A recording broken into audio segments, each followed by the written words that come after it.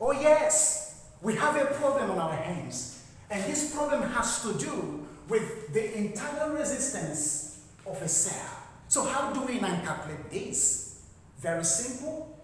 If you have not watched my previous video, go back and watch it. Then you will now see steps clearly outlined for you to learn how to solve a problem like this. What is this problem all about? It has to do with calculating the total current flowing that the cell supplies to the external circuits. That's the first thing. The second thing, the question, we need to calculate the terminal potential difference across the external circuits. Terminal potential difference or potential drop across the external circuits. This. And then the next thing for us to calculate, the lost voltage. In my previous video, I said potential drop across the internal resistance. Potential drop across the internal resistance is also known as the lost voltage. Yes, because it is actually the internal resistance that affects the cell, making it to lose some amount of voltage. Yes, so take notes. We are going to delve into that. But before that, let me remove this so that we mean business here. We are not joking at all. We are not joking. We need to be serious here, okay? I don't want to feel hot solving this. Come on. Even though it's a simple question. But before I continue, remember, it's time for you to subscribe. Come on. Subscribe. All right? When you subscribe, you share with your friends, networks, and students. Don't forget, give me some thumbs up. Come on, my friends, my viewers. It's interesting, isn't it? Remember to put on the bell button for constant notification. We are moving into business now. We are going into business. All right? My suit remain this way for now. Let me rest. So what do? We state the parallel formula for calculating resistances connected in parallel. Very simple. We have 1 all over RT, all right, is equal to 1 all over R1 plus 1 all over R2 dot plus dot, depending on the number of resistances you have connected in the parallel circuit. If the number of resistances you have connected in the parallel circuit is just 2, then you go with 2. Very simple. So we are going with 2. But I don't want to use this. I can simply say that the total resistance is equal to 3 times 4 all over 3 plus 4. Alright? This is 4. And I will end up having RT is equal to 12 all over 7. And this will give me what? You know what? It will give me 1.7. So total resistance R is equal to 1.7 ohms solved. Now, I have succeeded, including you watching, we have succeeded in learning how to find the total resistance offered in an external circuit, especially that when that circuit is being powered by a cell. All right? With some amount of deficiency caused by the internal resistance of the cell.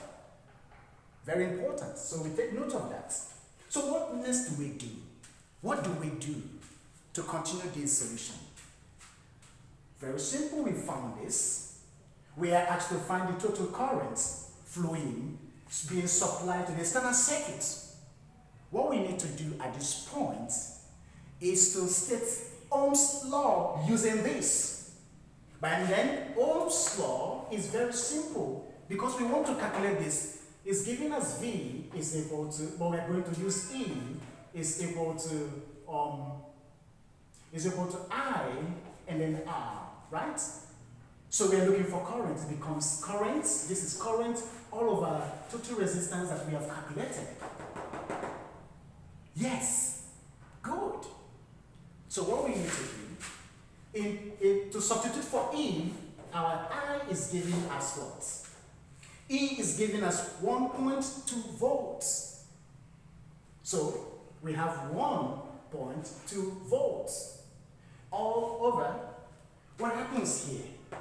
That's the total total external resistance, not internal. External, that's this. What we have calculated about the external circuits, the total resistance offered here is this. Take notes. So what do? We substitute 1.7. Okay? So what next?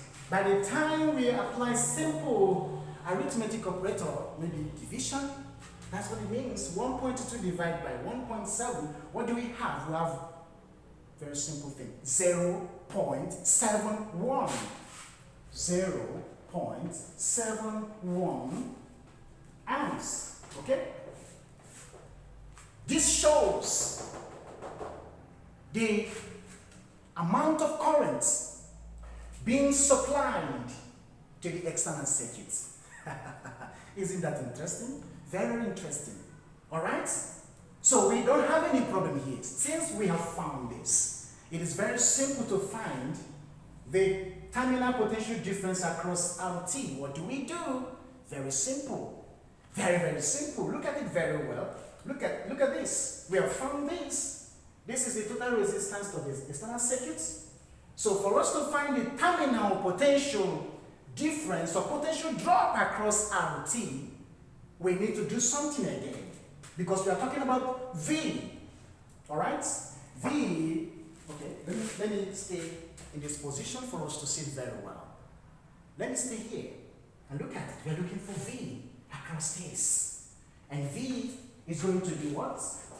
I and then R capital. That's the external circuits. So I is 0.7. Okay, we have I is 0.71 times. External circuit is 1.7.